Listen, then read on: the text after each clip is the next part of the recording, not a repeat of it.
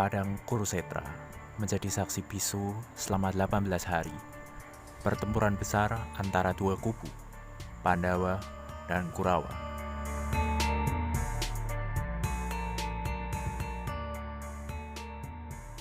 Korban pun berjatuhan, termasuk para panglima perangnya. Resi Bhisma, sang pendeta sakti dari Talkanda, roboh oleh hunjaman puluhan panah Srikandi, di mana Sukma kekasihnya, Dewi Amba, datang untuk menjemputnya.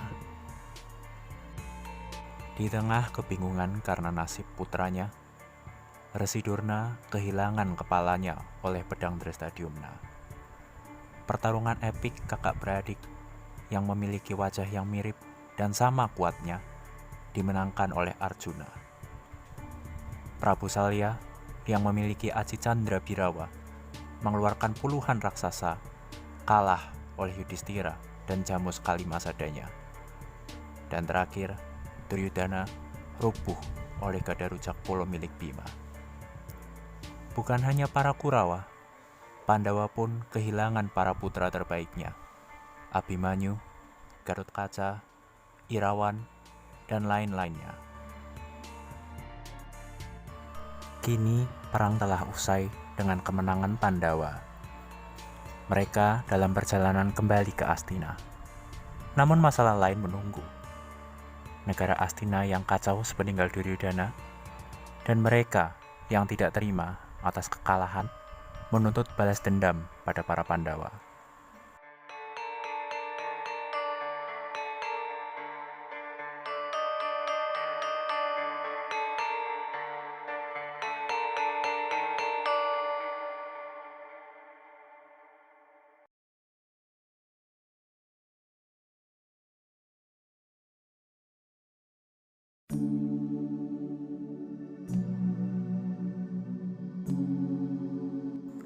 Perkenalkan, mereka adalah Adipati Dhestharashtra dan Dewi Gendari.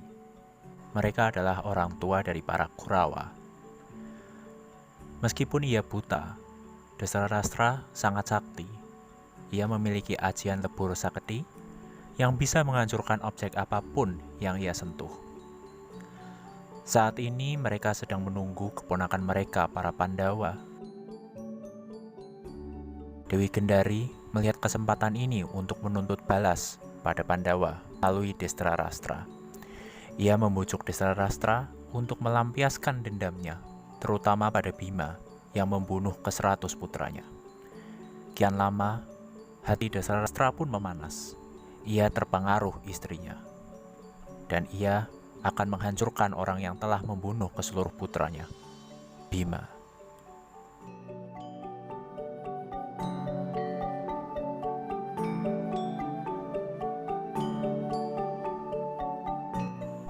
Para Pandawa pun tiba di Astina, disertai Kresna, Raja Dwaraka. Keempat Pandawa sudah mengaturkan penghormatan mereka kepada Dhestharashtra, dan Bima, atas saran Kresna yang sudah waspada, membawa gadanya yang menjadi senjata dalam perang sebagai gantinya. Prediksi Kresna terbukti benar. Dhestharashtra yang berniat untuk membunuh Bima dengan ajian lebur saketi menghancurkan Bima yang ternyata adalah gada rujak polo. Dhestharashtra yang lalu mengetahui hal ini merasa bersalah dan segera meminta maaf. Sebagai tanda maaf, ia menyerahkan tahta Hastina pada Yudhistira dan akan pergi ke hutan sebagai pertapa. Namun tidak bagi Gendari.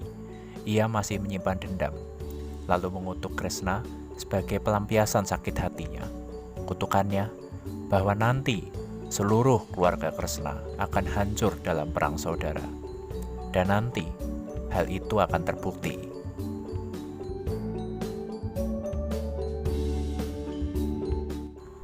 Astina pun memiliki raja baru, Prabu Yudhistira alias Dharmakusuma. Namun, ancaman masih datang menghadang. Mereka ialah Kartamarma, adik Duryudana, dan Aswatama, putra Resi Durna. Mereka berdua kabur dari medan perang pada hari-hari terakhir Bharatayuddha. Dan malam ini, mereka akan membalas dendam dengan membunuh siapapun yang mereka temui. Keduanya membuat lubang di bawah tanah untuk menyusup ke dalam ibu kota Astina. Dan hal ini disebut ngelanda. Oleh karenanya, kisah ini juga dikenal sebagai Aswatama Ngelanda. Tragedi berdarah ini memakan korban jiwa. Drestadyumna dibunuh oleh Aswatama. Sri Kandi dibunuh oleh Aswatama. Begitu pula Pancawala dan istrinya, Bergiwati, menjadi korban. Kartamarma yang sedang terpikat dengan kecantikan Banowati, tanpa sadar tertusuk oleh kerisnya sendiri yang diserahkan kepada Banowati. Namun, ia mencabut kembali keris itu dan menyerang Banowati. Mereka berdua tewas. Aswatama yang semakin brutal mendapati kamar seorang bayi yang ia yakini menjadi penerus tahta Astina nanti. Namun, sang bayi yang terbangun dan menangis tanpa sengaja menendang pusaka panah Pasopati yang merupakan milik Arjuna hingga menembus dada Aswatama. Ia pun tewas. Sebuah keajaiban bahwa di antara para korban jiwa, seorang bayi dapat selamat dari tragedi berdarah yang brutal ini. Dan ia pun memang menjadi penerus tahta Astina nantinya.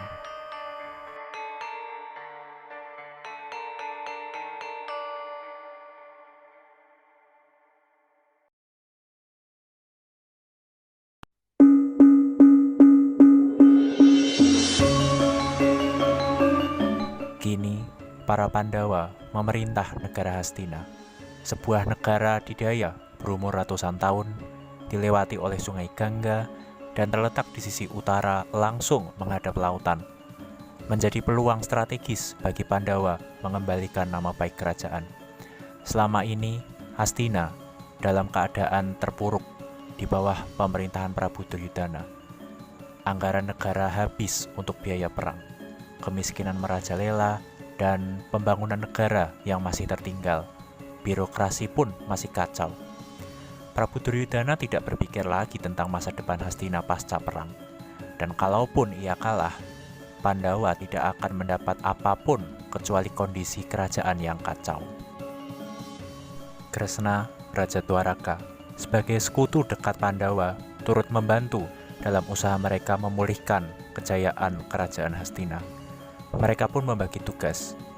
Yudhistira, sang Raja Hastina, mengkoordinasikan seluruh program kerajaan dan berfokus pada pemulihan ekonomi melalui perdagangan dan penerimaan pajak, juga pembangunan di negara Hastina. Bersama Kresna, ia juga menerima dan mengirimkan duta besarnya ke negara-negara lain. Sebagai pribadi anti kekerasan, Yudhistira menggunakan cara damai. Ia tidak mau terlibat konflik senjata dalam mendekati kerajaan-kerajaan kecil. Apabila mereka mau bekerja sama, Yudhistira akan menerimanya dengan senang hati, bahkan dari pihak lawan dalam Bharatayuddha sekalipun. Namun jika mereka tidak bersedia, Yudhistira tetap berusaha menjaga hubungan baik antar kerajaan.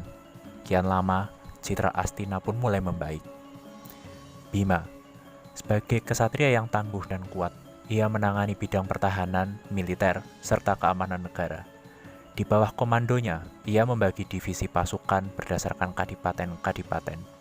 Pasukan Astina di bawah komando Bima juga membantu pengamanan kerajaan-kerajaan kecil yang meminta bantuan perlindungan, serta menjaga Astina dari ancaman mereka yang hendak menuntut balas atas perang Bharatayuddha.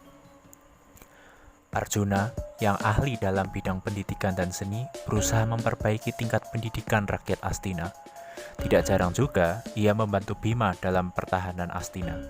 Sebagai kesatria yang ahli dalam olah senjata, tentu tidak menjadi masalah.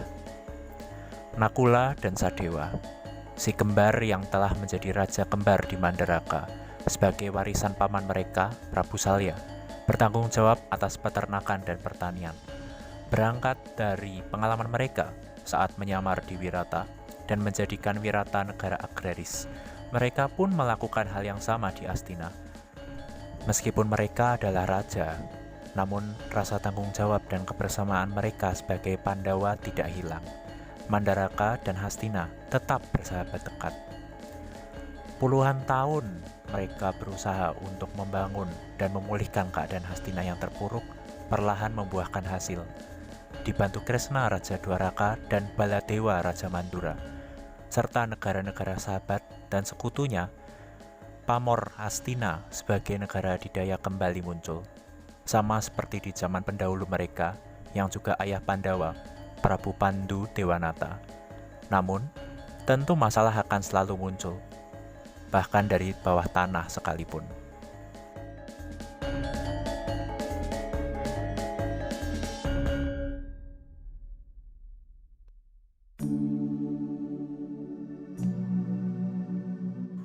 Bayi yang selamat dari tragedi berdarah Aswatama dan Kartamarma kini telah beranjak dewasa. Masih cukup muda, aura wajahnya mirip seperti ayahnya, Abhimanyu. Ialah Raden Parikesit, cucu Arjuna. Ia baru saja menyelesaikan pendidikannya, dan ia pun telah disetujui oleh Dewan Kerajaan untuk menjadi putra mahkota Astina selanjutnya, menggantikan Yudhistira. Semua menyambut gembira atas hadirnya harapan baru Astina, kecuali satu orang. Ialah Kertiwindu, putra Sengkuni yang saat ini menjadi buronan di negara Hastina. Ia sering sekali menyebarkan kabar palsu dan mengadu domba rakyat Astina. Itulah sebabnya ia menjadi buronan. Saat ini ia sedang menghasut salah satu cucu Arjuna, Wisantara, putra Wisanggeni, untuk memberontak. Wisantara yang belum pernah bertemu kakeknya pun percaya saja ketika Kertiwindu mengaku sebagai Arjuna, dan segera ia membuat onar di Astina. Namun kali ini, hal ini merupakan bumerang bagi Kertiwindu, karena ketika Wisantara mengakui semuanya, Kertiwindu pun tertangkap dan dijebloskan ke penjara.